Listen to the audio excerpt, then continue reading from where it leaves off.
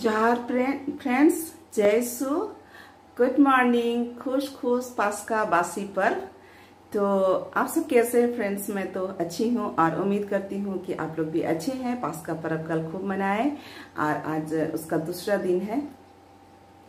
तो फ्रेंड्स अभी ना मैं बना रही हूँ छिलका रोटी।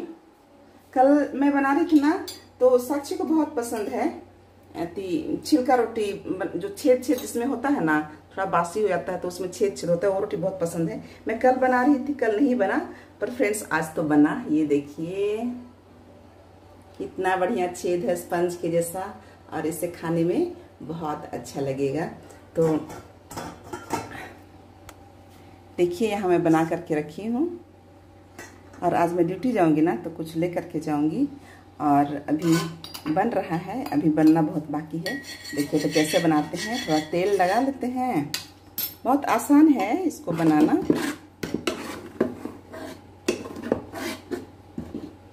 साक्षी बोलती है छोटा छोटा बनाने के लिए। छोटा छोटा फ्रेंड्स कौन बनाएगा दिन भर ना। मैं ज़्यादा बना के जल्दी जल्दी ख़त्म करती हूँ। तो इस तरह से हल्का सा फैला देते हैं और इसको ढक देते हैं। ये बन जाएगा तब अब इसको हम पलट देंगे और बन जाएगा इस तरह से छेद छेद वाला। देखिए कितना बड़ा बड़ा छेद है, कितना मस्त दिख रहा है ना। तो फ्रेंड्स एक बाइबल में पढ़ी मैं, और ये चीज़ मैं कभी गौर नहीं की थी। बहुतों को तो पता है पर ये मुझे नहीं पता था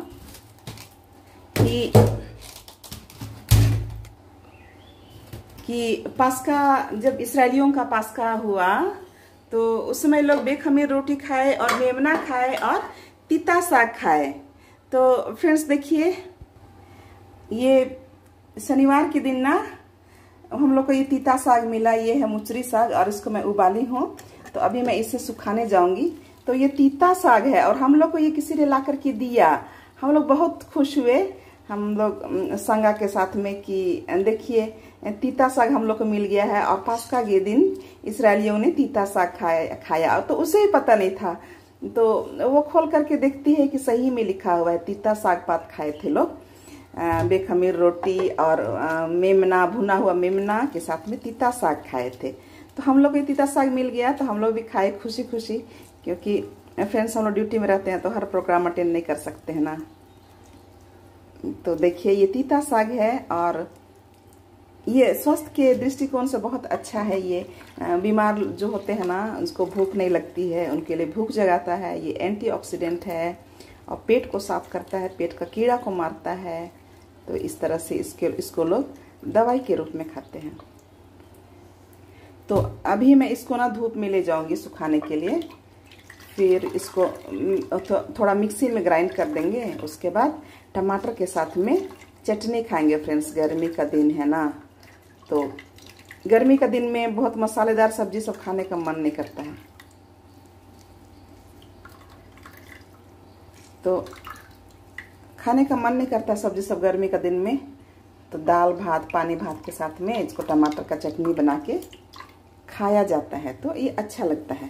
तो इसे मैं धूप में ले जाऊंगी डालने के लिए।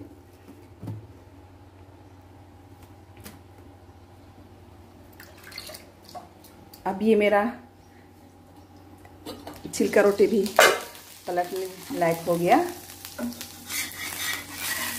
देखिए कैसे दिख रहा है।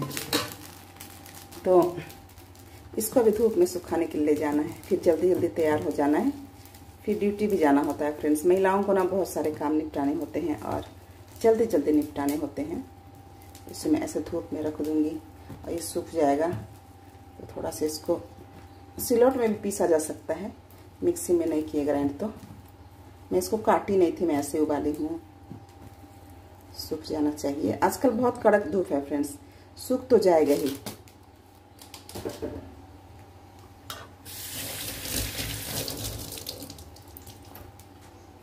इस तरह से थोड़ा ही बाकी है, मेरा ये नाश्ता वाला छिलका रोटी भी तैयार हो ही जाएगा।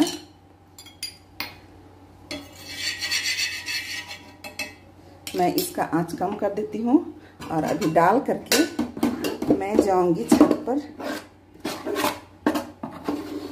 तीता साग सुखाने।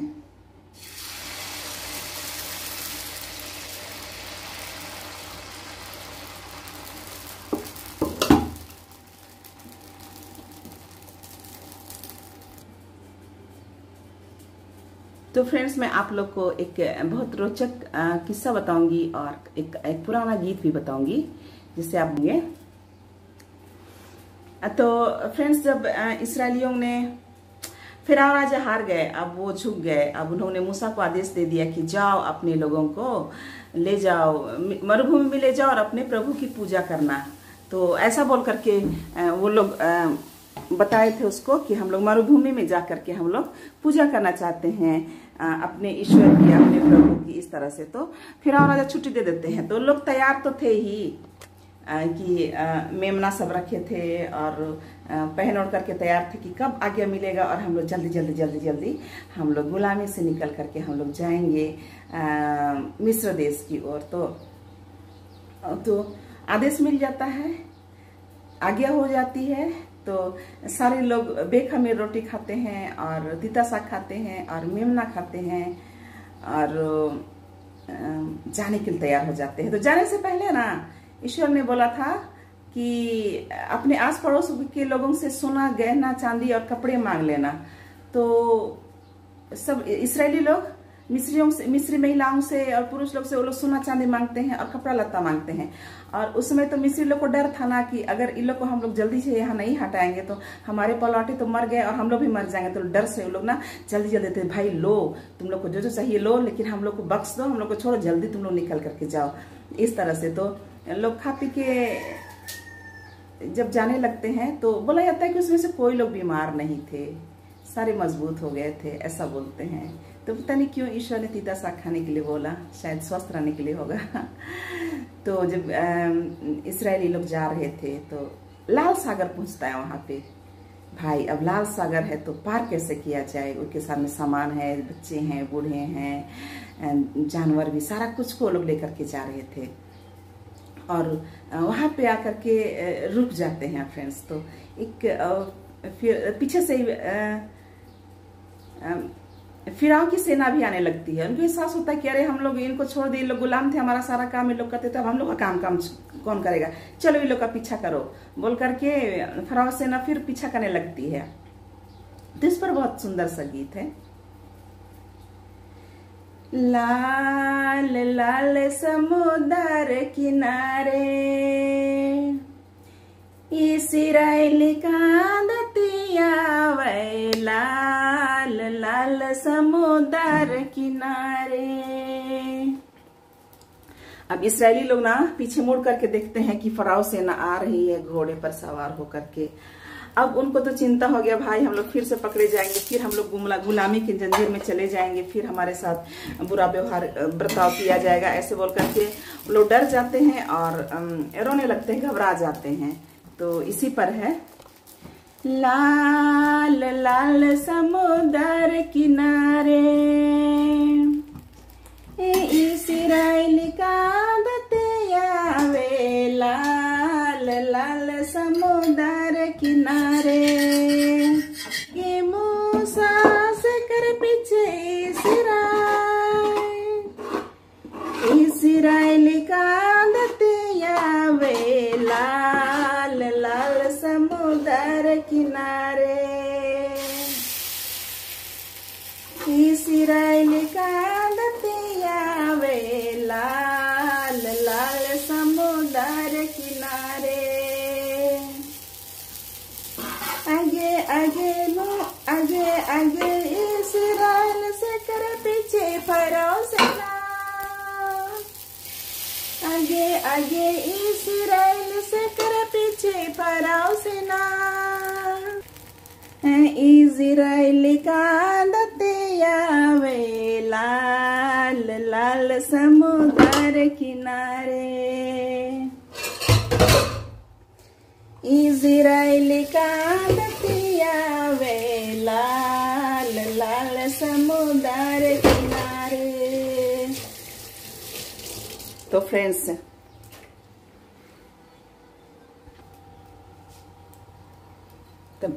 इस्राएली जनता रो रही थी, हाहाकार मचा हुआ था कि अब क्या होगा।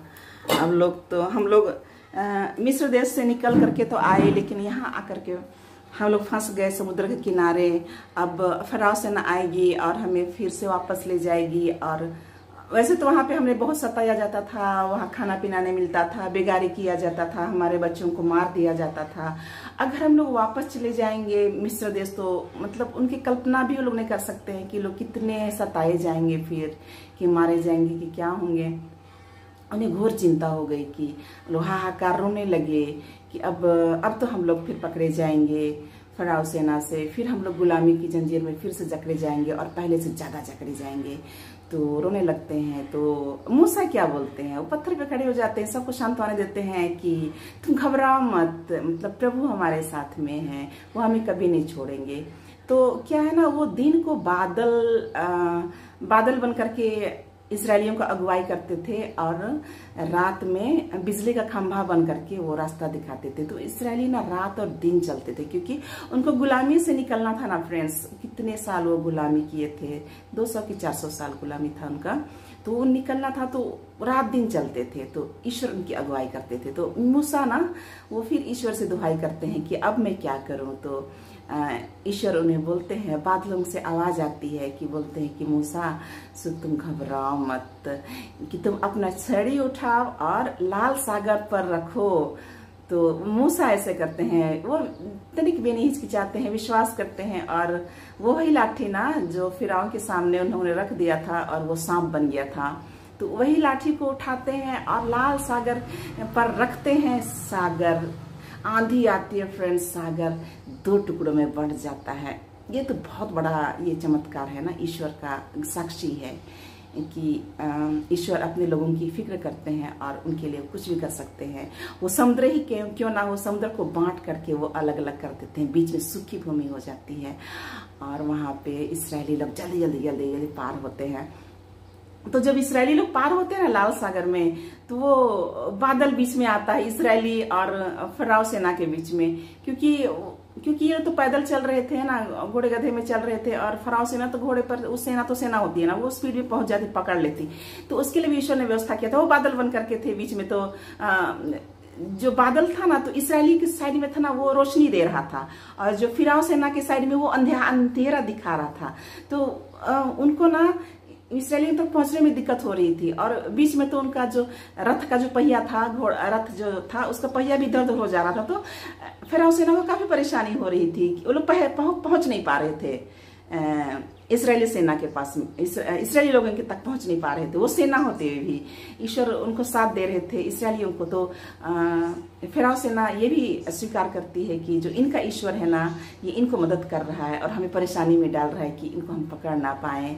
तो इस तरह से इसराइली ना पार हो गए लाल सागर, और जो फिरौन सेना थी वो समुद्र में हड़बड़ा के घुस गई, समुद्र में घुस गई। और ईश्वर ने बोला कि मूसा अब छड़ी उठाओ और समुद्र पर रखो। फिर मूसा समुद्र पर रखते हैं और समुद्र ना फिर जुट जाता है, और जो फिरौन सेना है ना वो बह जाती है समुद्र में। इसराइली लोग भले चंगे सागर पार कर लेते हैं। फ्रेंड्स, कितना ये था ना, कितना अद्भुत दृश्य था उसमें। तो इसराइलियों ने स्वीकार किया। और ये है मेरा आखिरी रोटी है ना, स्पंज वाला चावल का। तो हम लोग घर का चावल खाते हैं, तो त्योहार में हम लोग का गांव में यही बनता है ना, घर का चावल का बनता है। बाजार की चीजें कम यूज होती हैं, घर का चावल का लोग पुआ पकवान बनाते हैं, छिलका रोटी, खपरा रोटी, जो भी बनाना है बनाते हैं। तो इस तरह से मेरा हो गया है अभी छिलका बनाने का। तो यही थी लाल सागर और इसराइलियों को पार करने की जो कहानी है पास्का का। ये पुराना व्यवस्थान में पास्का था, ये इसराइलियों का पास्का था। इसराइलियों ने विश्वास किया और उन्होंने प्रभु की महिमा की, उन्होंने प्रभु की महिमा को देखी कि कैसे लाल सागर ना 2 टुकड़े में बट गया। और कौन विश्वास नहीं करेगा ना फ्रेंड्स। तो इस तरह से हमारे जीवन में जितनी भी कठिनाइयाँ आती हैं ना, हम ईश्वर से दुहाई करेंगे तो ईश्वर हमें मदद करेंगे, हम भी उसी तरह हम लोग सागर पार करेंगे। तो हमारा क्या ना है ना फ्रेंड्स, तो जीवन तो ये 2 दिन का जिंदगी है। 60 ना 70 साल 50 साल कब कौन इस दुनिया से चला जाएगा। तो ये छोटी सी दुनिया के लिए हम लोग हाय हाय करते हैं, रात दिन पैसे जमा करते हैं, धन इकट्ठा करते हैं। लेकिन हमारा विश्वास ना प्रभु यीशु ख्रिस्त जी उठते हैं और हमें साक्ष्य देते हैं, स्वर्ग का द्वार खोलते हैं। हम लोग यही विश्वास करते हैं कि स्वर्ग का द्वार हम लोग के लिए खुल गया और वो अनंत जीवन का है। हम लोग उसी ईश्वर के साथ में, जिन्होंने लाल सागर को 2 टुकड़े में बांटा था अपनी प्रजा के लिए, तो उन्हीं के साथ में हम लोग जीवन बिताएंगे। तो अनंत जीवन बिताएंगे, अनंत सुख रहेगा। वहाँ पे हम लोग को प्रभु की महिमा करनी होगी। वहाँ दुख होगा ना कष्ट होगा, सिर्फ वहाँ आनंद ही आनंद होगा। तो इस तरह यही संदेश देते हैं हमारे ख्रिस्तियों के लिए ना। यही तो सबसे बड़ा संदेश है ना, ये उद्धार का संदेश। तो यीशु ख्रिस्त हमारे पापों की खातिर मर गए ताकि हमें स्वर्ग राज में प्रवेश करना जरा आसान हो जाएगा, बहुत ही आसान हो जाएगा।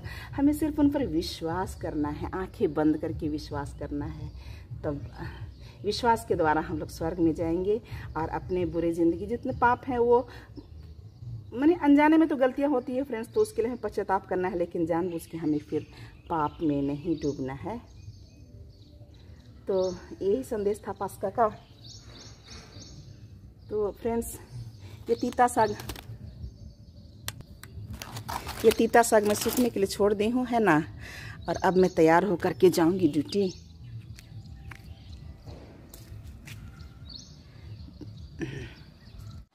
तो फ्रेंड्स नहा धो करके मैं हो गई हूँ तैयार। और देखिए मेरा रेडी है नाश्ता। ये देखिए वही छेद वाली रोटी है, ये टमाटर की चटनी है, जल्दी जल्दी बनाना पड़ा फ्रेंड्स। और ये घर ही का सखिन कंदा, और ये तीता साग और चावल भी घर का है। तो ये ना ऑर्गेनिक है कंप्लीट, तो अच्छा है। तो फ्रेंड्स मैं खा पी के हो गई तैयार, अब मैं जा रही हूँ ड्यूटी। तो आज की वीडियो में इतना ही, मिलते हैं अगले वीडियो में, तब तक के लिए बाय बाय।